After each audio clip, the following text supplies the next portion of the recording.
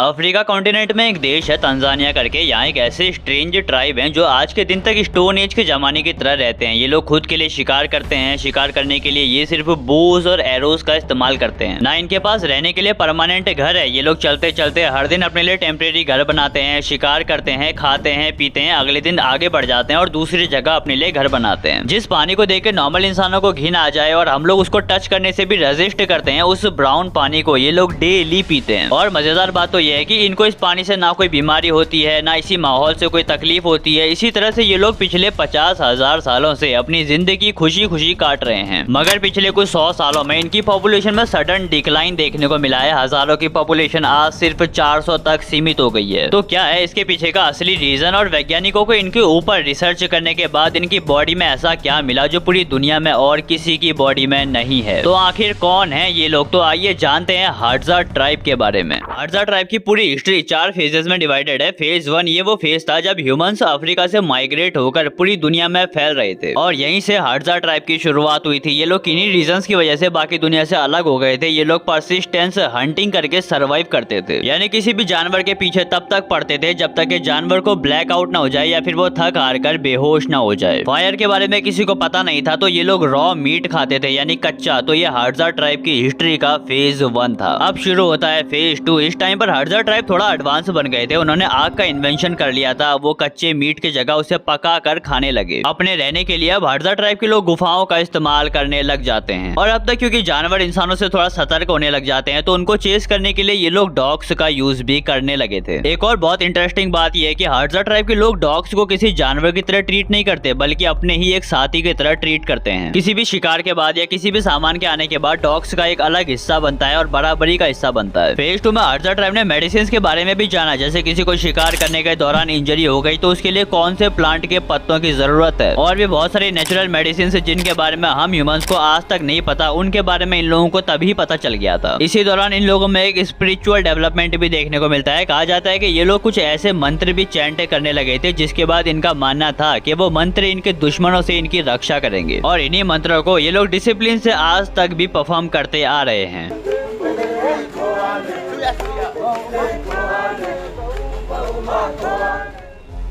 अब शुरू होता है फेज 3। ये और एडवांस फेज था। यहाँ हाडजा ट्राइब ने बोस का इन्वेंशन किया, एरोज का इन्वेंशन किया। खाना बनाने के लिए अब ये लोग बर्तन बनाने लगे। फायर का सही मायने में इस्तेमाल कैसे किया जाता है ये लोग अब वो सीखने लगे। खुद के रहने के लिए हट्स यानी झोपड़ी बनाने लगे। और इसी दौरान हाडजा ट्राइब पहली बार बाहर के लोगों के कॉन्टेक्ट में आई। ये लोग आयरन का ट्रेड करने लगे, यानी बाहर के लोगों से अब हाडजा ट्राइब के कुछ लोग आयरन का ट्रेड करने लगे, जिस आयरन का इस्तेमाल ये लोग हथियार बनाने के लिए करने लगे। जैसे कि एरो के फ्रंट को धारदार बनाने के लिए और भी बहुत सारे हथियारों में आयरन का यूज होने लगा। और असलियत में ना इसी फेज से हाडजा ट्राइब का एक डिक्लिनेशन देखने को भी मिलता है। अब शुरू होता है फेज 4। इस फेज के अराउंड 18th सेंचुरी में पहली बार हाडजा ट्राइब ने फार्मिंग के बारे में जाना। इस समय तक मोस्टली पूरा तंजानिया इन्हीं लोगों का था। वहाँ सिर्फ हाडजा ट्राइब के लोग ही रहा करते थे। मगर फिर 18th सेंचुरी से लेके आज तक ऐसा क्या हुआ जो हाडजा ट्राइब की पॉपुलेशन हजारों से सिर्फ 300 या 400 तक बच गई? इनकी पॉपुलेशन में सडन डिक्लिनेशन का रीजन जानने से पहले मैं आप सबको हाडजा ट्राइब से रिलेटेड कुछ ऐसे शॉकिंग फैक्ट्स बताता हूँ जिसे सुन के आप सब सोच में पड़ जाओगे। पहला तो ये लोग सब कुछ जो भी ये खाते हैं, जो भी इनकी डाइट है, सब कुछ वाइल्ड होता है। ये लोग शहद को खुद पेड़ों पे चढ़ के मधुमक्खियों के होते हुए ले आते हैं और उसको आराम से खाते हैं। जैसा कि आप सब फोटो में देख रहे होगे, इसको फर्क ही नहीं पड़ रहा मधुमक्खी इसको डंक मार रही है। जब कुछ लोग यहाँ घूमने गए थे और वो सेम चीज देखा देखी में करते हैं तो मधुमक्खी उनका मुंह ही काट के सुझा देती है। इनको मधुमक्खी ने काटा तो कोई बात नहीं, मगर साला किसी नॉर्मल इंसान को मधुमक्खी ने काट लिया तो वो 10 दिन तक तो मुंह सूजा हुआ लेके बैठा रहेगा। देखो बात सिर्फ इतनी सी है कि ये लोग बचपन से ही ऐसे माहौल में रहे हैं। इनको न जाने कितनी बार मधुमक्खी ने काटा होगा, जिस वजह से इन लोगों का इम्यून सिस्टम इस कदर स्ट्रांग बन चुका है कि अब इनको फर्क ही नहीं पड़ता मधुमक्खी काट रही है तो काटते रहे, हम तो शहद खाएंगे। ये वीडियो में देखो, ये लोग नॉर्मली कैसा ही भी पानी हो वो सब पी के डकार मार देते हैं। अब कोई नॉर्मल इंसान इस पानी को पी ले तो उसको कॉलेरा, टाइफाइड, न जाने 36 टाइप की बीमारी हो जाए, बट इन लोगों को एक रत्ती फर्क नहीं पड़ता। पानी से इनको ना कोई बीमारी होती है ना कोई तकलीफ। अब आप लोग शायद ये सोचोगे कि ये लोग फिजिकली फिट नहीं होते होंगे, बीमार रहते होंगे। तो देखिए आपसे मैं एक सवाल पूछता हूँ, आप लोग अपनी मैक्सिमम स्पीड में कितना